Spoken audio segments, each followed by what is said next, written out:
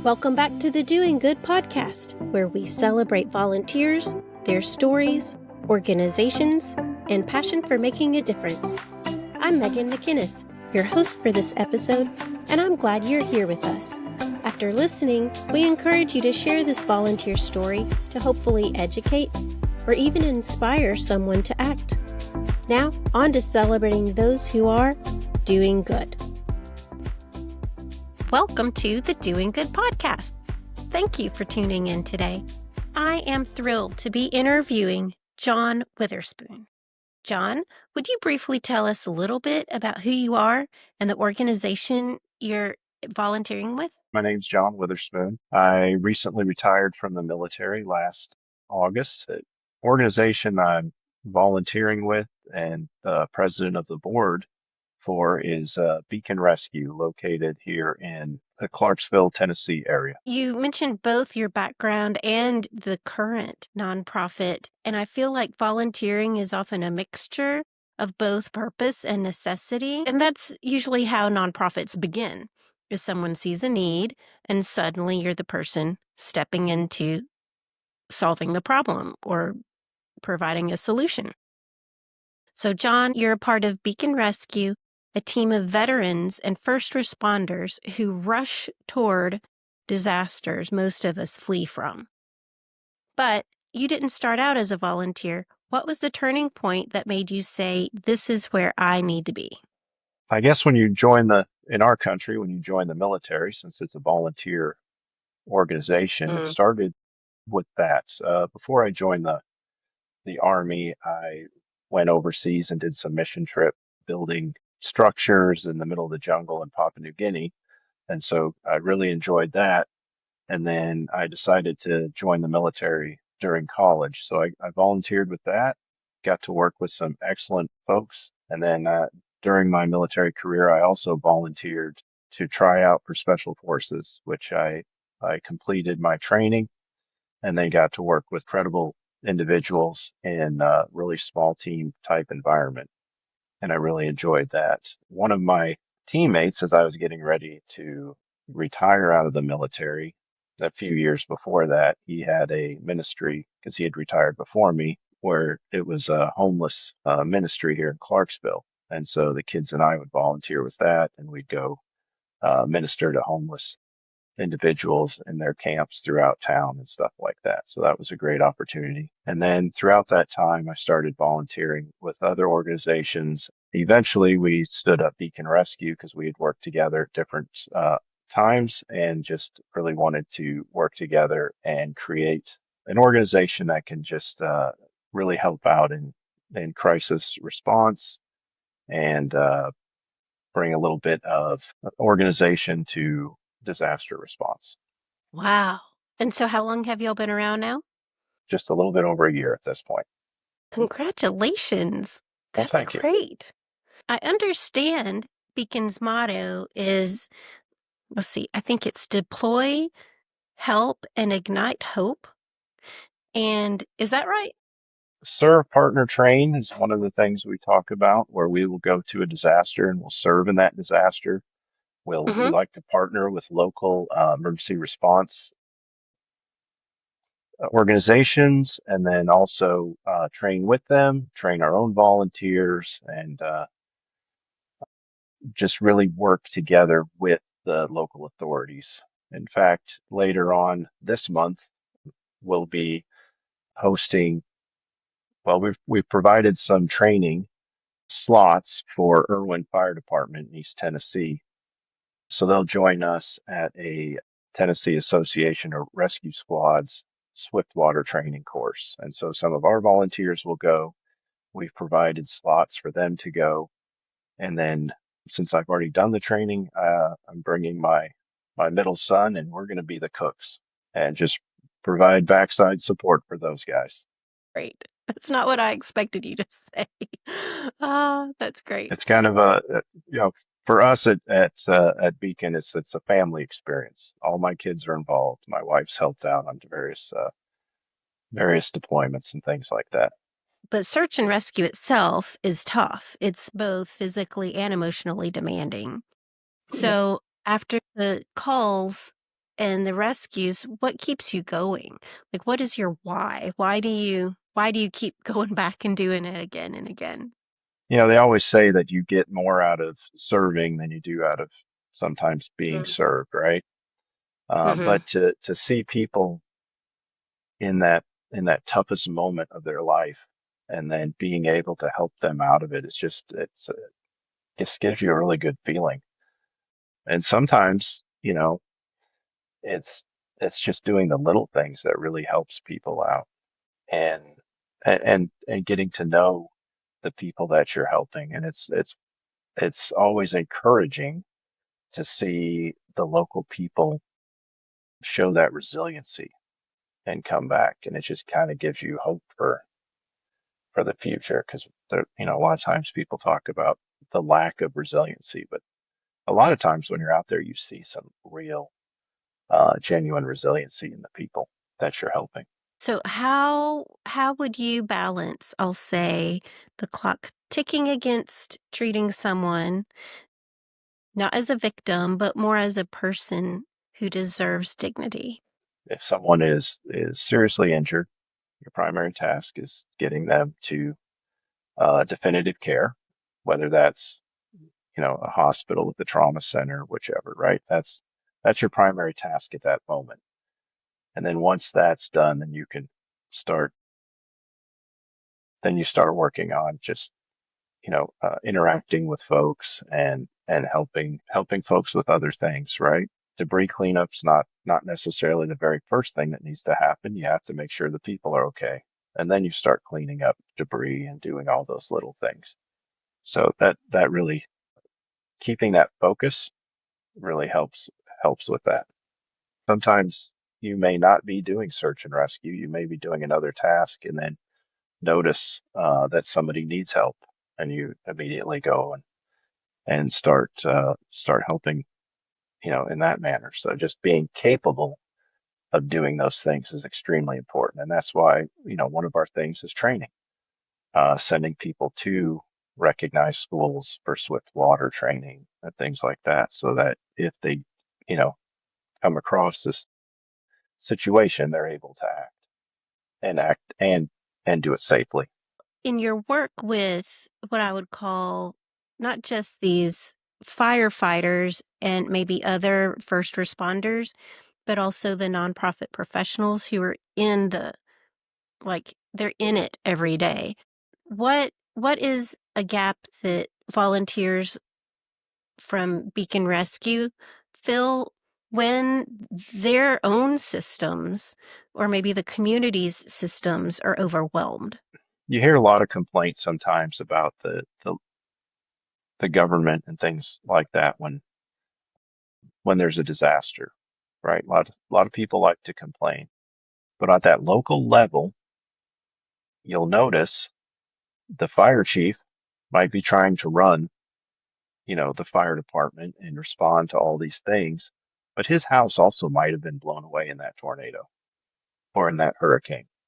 So you have to give them grace, because they're also living that disaster. They're not just there working it. Like, as a volunteer, if I come from Clarksville, Tennessee to, let's say, Tampa Bay, Florida, to work for a hurricane, my family's not affected by that.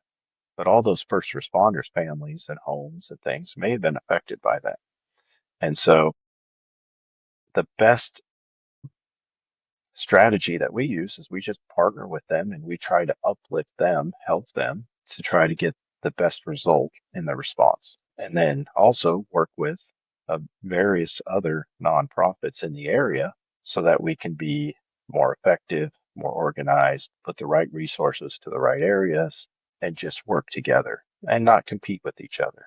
We're trying to do the best for the people that are affected by the disaster. And so the best way to do that is for us just to honestly work together.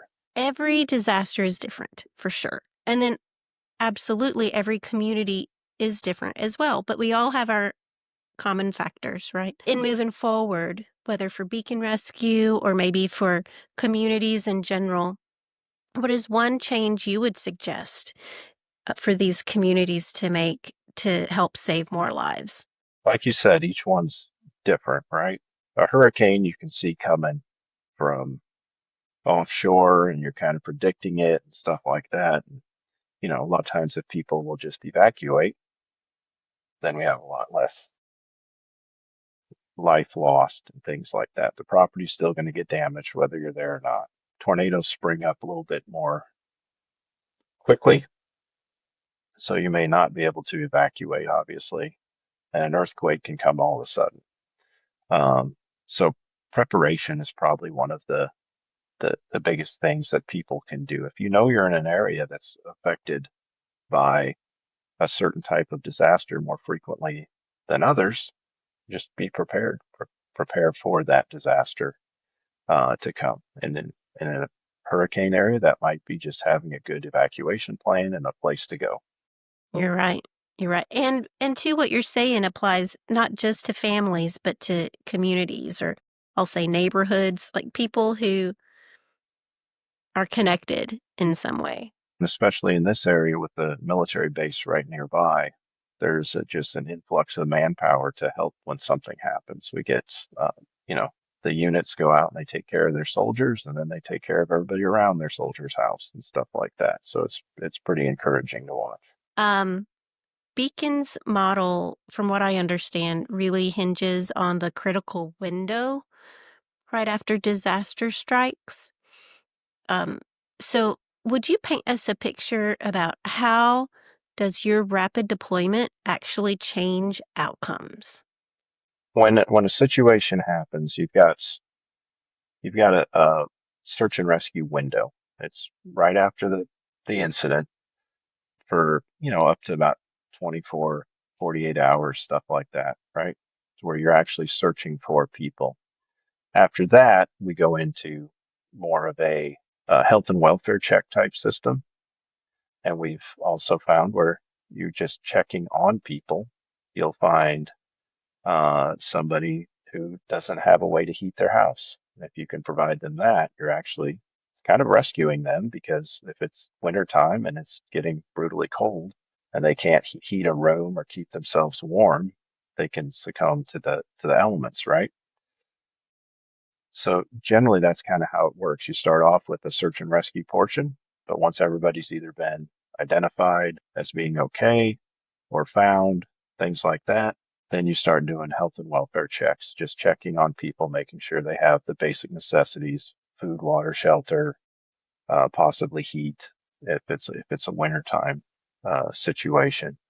And then also then we'll start, just clearing debris, making sure roadways are open up those lines of communication so that emergency services can travel and do things like that. So fascinating. Now, one thing that I caught what you were just saying is there's such the human element. But in today's world, technology is taking over. And I'm guessing it's affected search and rescue a little bit. So, what is one tool that's, I'll say, blown your mind, surprised you, or really just really impacted you in your work? Are probably our most effective tools, and we don't try to use as much as possible, is a drone. So drones in search and rescue, we've seen them used in the military quite often over the years, developed by the military, used by the military. But a drone with thermal capabilities, if you're looking for a lost person, is incredible.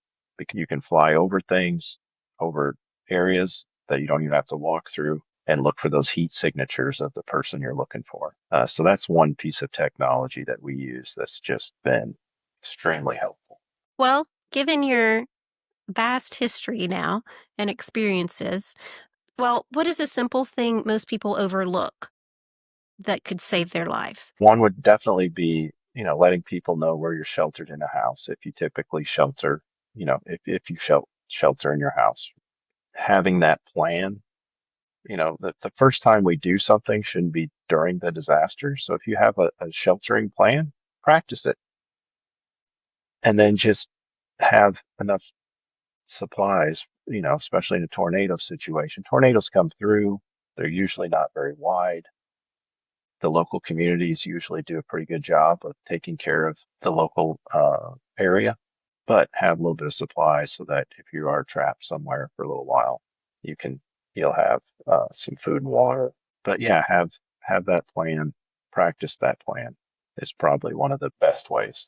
There were others involved, but you helped found Beacon Rescue, and it lives on. It's only a year old, but it's really made impact within that first year, right? So kudos to y'all. So please finish this sentence.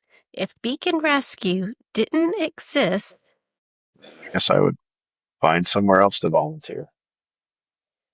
Um, that's great.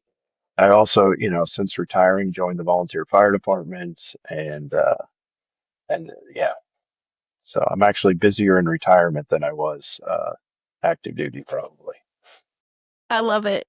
And it sounds like it's mostly through volunteering. Yeah, a good portion of it. Yeah, I teach at the same high school my kids go to, so or the same school.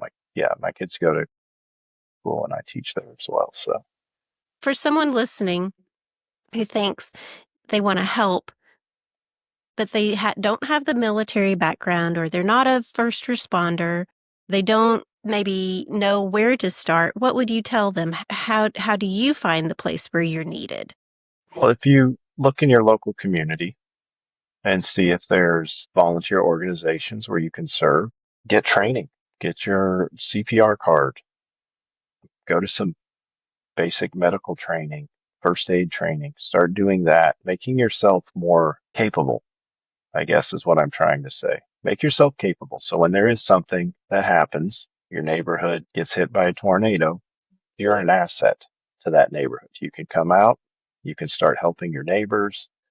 One of my good friends, he's another special forces guy. We had a tornado come through here and he was out and went right to his neighbors who was trapped, was able to get them out of their house because he was trained.